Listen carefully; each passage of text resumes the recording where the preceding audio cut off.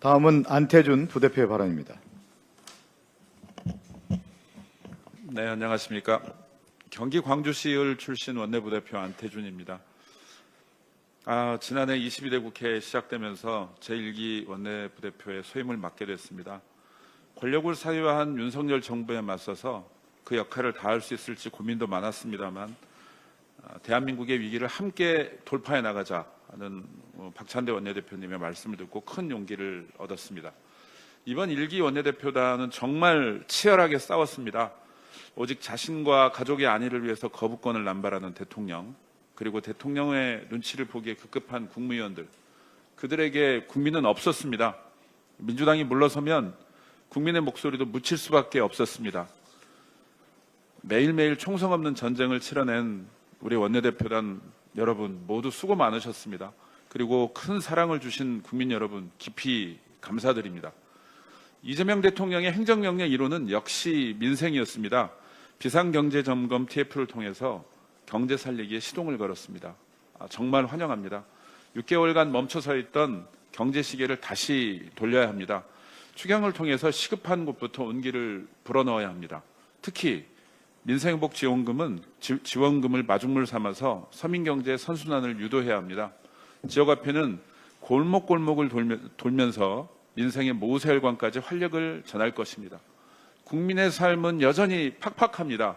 통계청이 최근 발표한 5월 소비자 물가지수 상승률은 전년 동월 대비 1.9%였습니다. 5개월 만에 1%대로 내려오기는 했지만 서민들의 장바구니는 여전히 가벼울 수밖에 없습니다.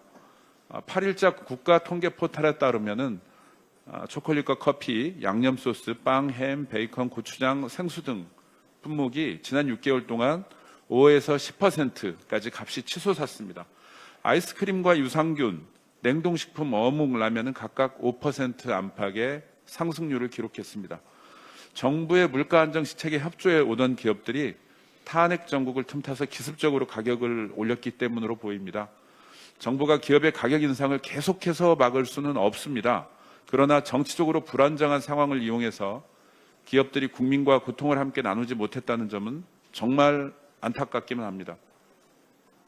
부디 새 정부에서는 기업들이 국민과 어려움을 함께 나누고 국가적 위기를 돌파해내는 한 축으로 그 역할을 다해주기를 기대합니다.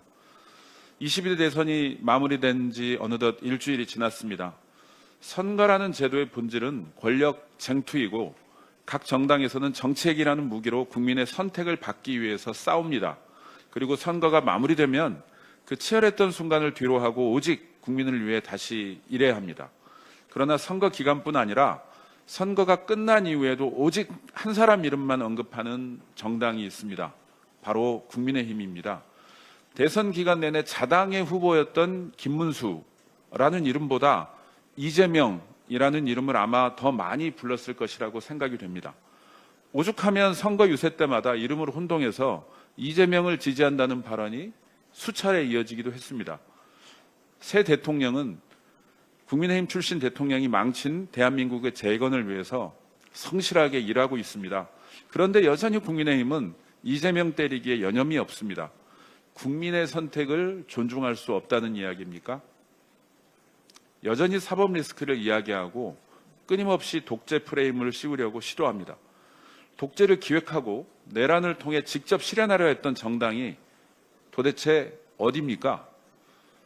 국민 갈등을 봉합하기 위해서 국민 대통합을 이뤄달라던 대통령을 향한 당부는 모두 거짓이었습니까? 반성을 모르는 정당에게 미래는 없습니다. 국민은 이재명을 선택했고 정당은 그 선택을 따라야 합니다. 국민을 분열시키고 통합을 저해하는 정치 세력은 분명 국민의힘이라는 것을 명심하시기 바랍니다. 대한민국 국민 여러분, 우리 더불어민주당은 더 낮은 정당이 되겠습니다. 국민을 주인으로 섬기며 국민의 뜻을 실현하는 정당으로 언제나 함께하겠습니다.